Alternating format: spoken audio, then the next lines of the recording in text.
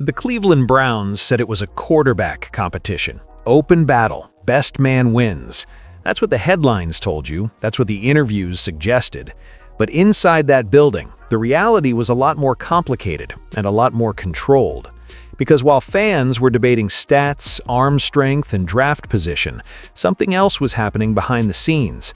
Conversations were shifting, veterans were quietly forming opinions, and without any official announcement, the locker room had already started leaning in one direction, and it wasn't the one being pushed publicly. On one side, you had the quarterback everyone was told to believe in, the one backed by the system, protected by the coaching staff, and given every opportunity to succeed. On the other side, you had a rookie, overlooked, underestimated, and kept waiting. But here's the part nobody expected. He wasn't just waiting, he was quietly changing minds. And the deeper you look into what really happened, the harder it becomes to ignore one uncomfortable question. Was this ever a real competition to begin with? Because what unfolded next didn't just expose a quarterback battle, it exposed tension, loyalty, and a situation that may have been decided long before anyone stepped on the field. The story everyone heard at the beginning felt simple. Dillon Gabriel was pro-ready, polished, experienced, the kind of quarterback you could trust to step in and run an offense without chaos. That narrative didn't just appear out of nowhere, it was everywhere. Preseason coverage, analyst breakdowns, insider reports, they all echoed the same idea. Gabriel was the safe choice, the reliable option, the one who gave the Browns stability.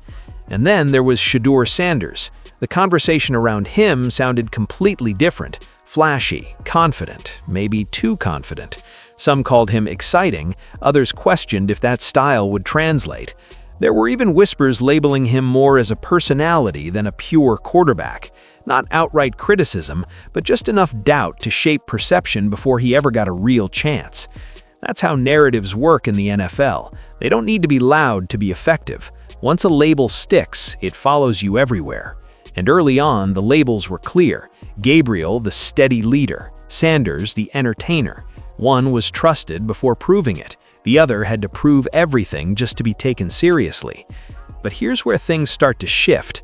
Because while the media was building one version of the story, inside the building, a completely different conversation was unfolding.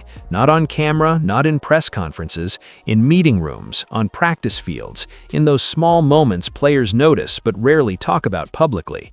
And that gap between what people thought was happening and what was actually happening was only getting wider.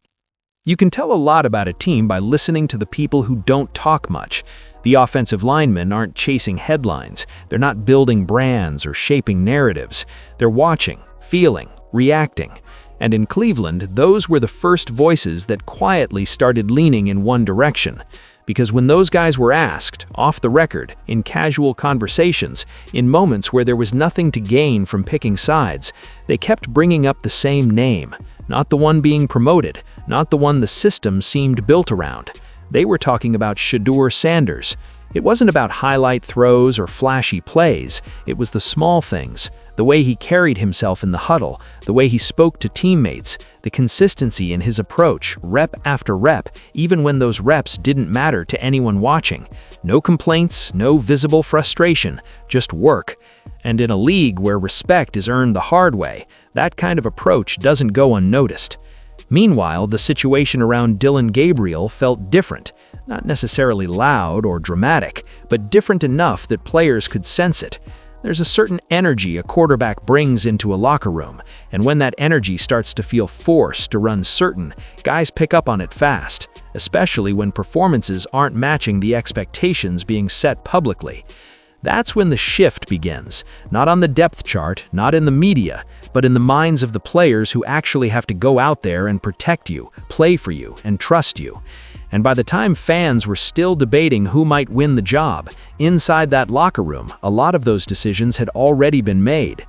But it only takes one moment to turn a quiet divide into something much bigger, and that moment was coming. It didn't happen during a game, it wasn't a bad throw or a costly mistake. The moment that really shifted everything came quietly, in a comment that most fans barely paid attention to. During a preseason conversation about the quarterback room, Dillon Gabriel said something that on the surface didn't sound explosive. He referred to players like Shedeur Sanders as entertainers. Just one word, no raised voice, no obvious tension. But in an NFL locker room where respect is everything and every word gets dissected, that label carried weight. Because entertainer doesn't land as a compliment in that environment. It sounds like a dismissal, like you're saying someone is more about flash than substance, more style than seriousness. And whether Gabriel meant it that way or not, that's how it was heard. Players notice tone, they notice intent, and more importantly, they notice how you talk about your own teammates, especially someone competing for the same job. That comment didn't spark a public feud. There were no headlines, no dramatic responses, but internally, it stuck, it lingered. What made it worse was what happened after. There was no real correction, no moment of accountability to walk it back. The word just sat there, shaping perception in a room that was already starting to form its own opinions. And for some players, it confirmed what they were beginning to feel, that there was a disconnect between how things were being presented and how things actually were. Meanwhile, Sanders didn't respond. No interviews, no subtle shots, no change in behavior. If anything, he got quieter, more focused, more locked in on the only thing he could control, his performance. Every rep, every practice, every opportunity became his response. And that contrast, that's what really amplified the situation. One quarterback talking, the other one working. That's when a quiet divide starts turning into something real. Not loud enough for the outside world to fully see yet, but strong enough that inside the building, people were starting to take notice in a very different way. And once that kind of shift begins, it's almost impossible to stop. At first, it looked like normal coaching support. Every quarterback struggles at some point, and good coaches usually stand behind their guy. But as the weeks went on, Kevin Stefanski's backing of Dillon Gabriel started to feel like something more than patience. It felt like protection. Because no matter what showed up on tape, the response stayed the same. Missed reads, slow decisions, stalled drives, it didn't seem to change the approach. Instead of accountability, there was reassurance. Instead of competition, there was consistency in one direction. And inside the building, people began to notice that the standard didn't feel equal. Reports began to suggest that behind closed doors, Stefanski was going even further. Conversations in staff meetings weren't about whether Gabriel should be replaced, they were about how to better support him, adjust the scheme, simplify the reads, create situations that would help him succeed. On the surface, that sounds like smart coaching, but the deeper questions started to form. Why was everything being adjusted for one player?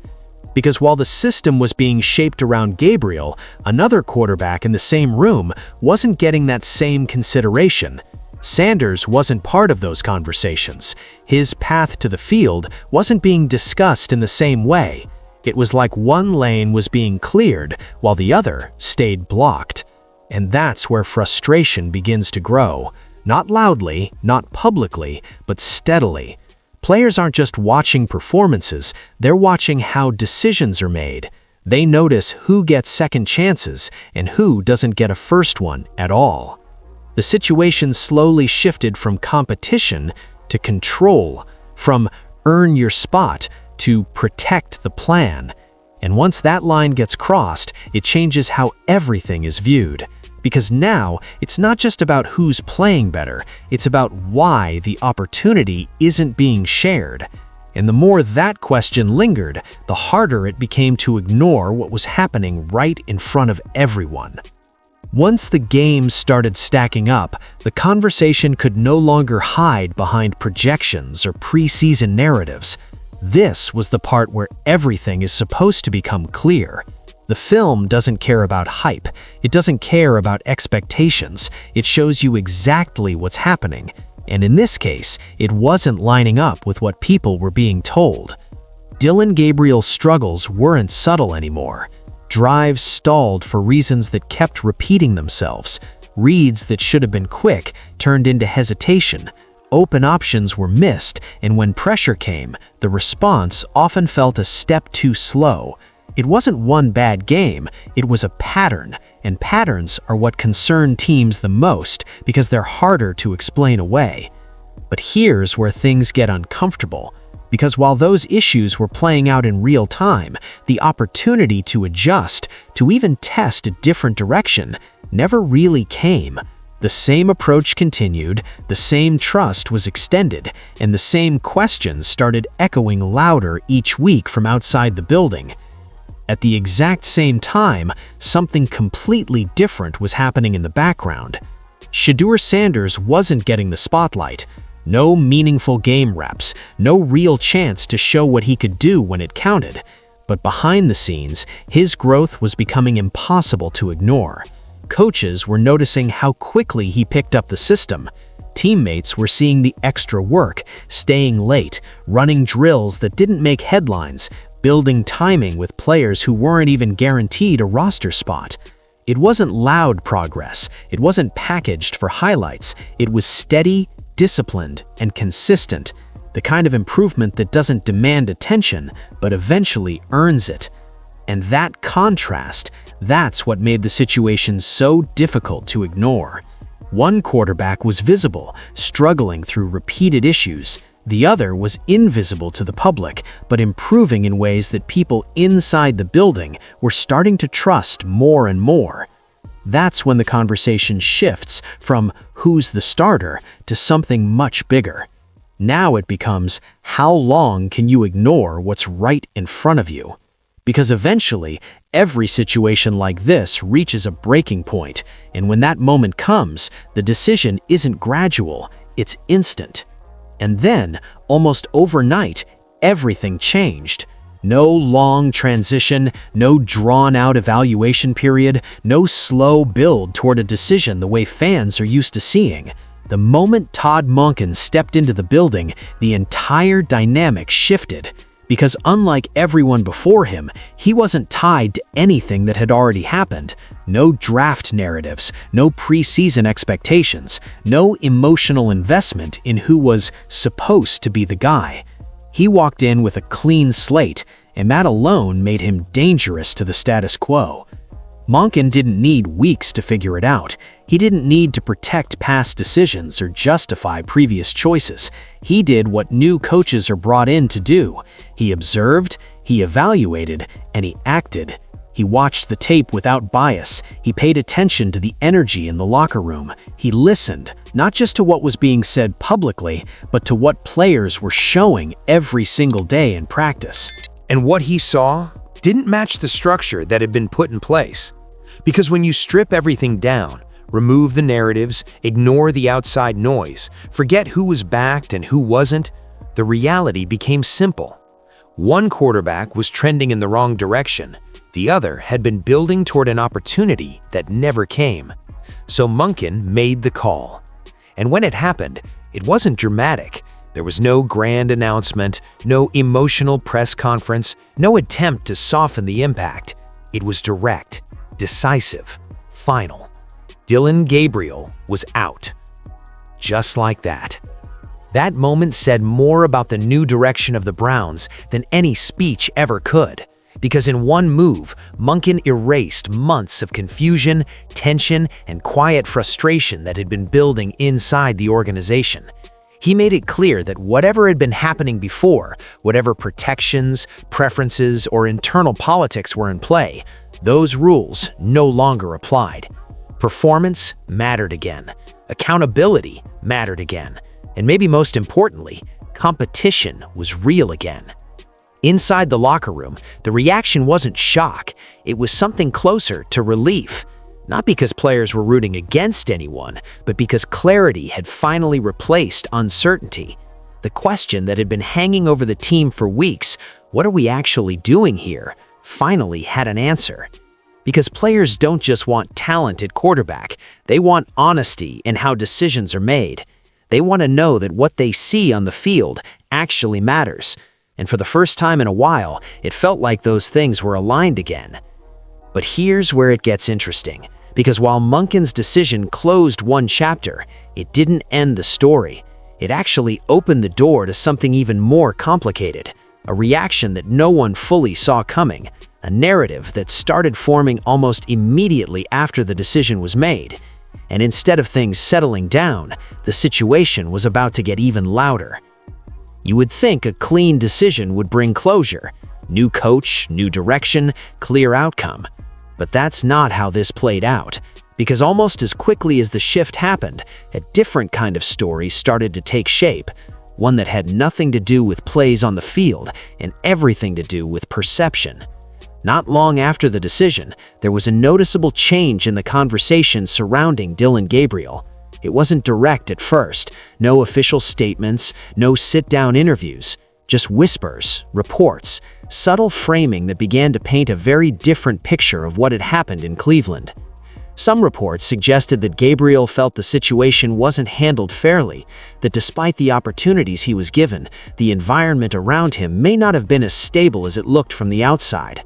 Others went further, hinting that there was favoritism involved, that the shift towards Shedeur Sanders wasn't purely about performance, but something else behind the scenes. Now, to be clear, none of that was confirmed, but in today's media cycle, it doesn't have to be. Once an idea is out there, once people start repeating it, debating it, building on it, it begins to take on a life of its own. And that's when it turns into a narrative war. Because while those claims were circulating, there were also quiet counterpoints coming from inside the organization, people pointing back to the timeline, the opportunities Gabriel had, the support he received, the system that was adjusted for him. From that perspective, the decision didn't look unfair, it looked overdue. But the most interesting part of all this is where some of these rumors were allegedly coming from. There's been buzz, again unverified, that voices connected to Gabriel's past, including figures who had previously supported him, may have been encouraging him to speak out or reshape the story publicly. The idea being simple: if you can't control the outcome, control how the outcome is remembered. If that's true, it adds a completely different layer to this situation, because now it's not just about a quarterback losing a job, it's about influencing how that loss is perceived across the league, turning a performance-based decision into something that feels controversial, complicated, even questionable. And that strategy, if it's really happening, makes sense. In professional sports, reputation travels fast. Teams don't just evaluate your film, they evaluate your story. If Gabriel can position himself as someone who was mismanaged rather than outplayed, it changes how future opportunities might look. But there's a problem with that approach, because narratives can shape opinions, but they can't erase reality. And the more this story gets pushed and pulled in different directions, the more people start asking a very simple question: what actually happened, and who's telling it straight? At some point, all the noise has to run into something solid. Opinions, rumors, narratives, they can stretch a story in 100 different directions, but eventually, everything circles back to the same place: what actually happened. And when you strip this situation down to the facts, the picture becomes a lot clearer. Dillon Gabriel didn't walk into a broken system. He wasn't thrown into chaos without support. If anything, it was the opposite. He had a head coach who stood behind him publicly and privately. He had an offense that was gradually adjusted to fit what he was comfortable doing. He had time, real time, to settle in, make mistakes, and still hold on to the starting role. In a league where quarterbacks can lose their job after one bad stretch, that kind of runway is rare. And yet, despite all of that, the results didn't follow. The issue wasn't one moment or one game. It was the lack of progression. The same problem showing up again and again without clear signs of correction. And in the NFL, that's the one thing teams struggle to justify, because if growth isn't happening, belief starts to fade. But what really shifted the locker room wasn't just the performance, it was the response to it. Because players can live with mistakes, they understand how hard the position is. What they don't respond well to is deflection. When frustration turns outward instead of inward, when the focus shifts to what's going wrong around you instead of what you can control, that's when trust starts to crack. And once that trust is gone, it doesn't come back easily. At the same time, on the other side of the room, there was a completely different example being set. Shedeur Sanders had every reason to be frustrated. Limited opportunities, no clear path to the field, watching someone else struggle in a role he believed he could handle. But none of that showed in how he carried himself. No public comments, no visible tension, no attempt to push a narrative in his favor. Just work. Day after day, the same approach, learning the system deeper, building chemistry quietly, staying ready without knowing when or if the opportunity would come. And that kind of mindset stands out, especially in a league full of pressure and ego. Because here's the truth about the NFL. Talent might get you noticed, but behavior earns you trust. And when you compare both sides honestly, that's where the unfair narrative starts to fall apart. One quarterback was given the platform and couldn't solidify it. The other was kept off the stage, but kept improving anyway.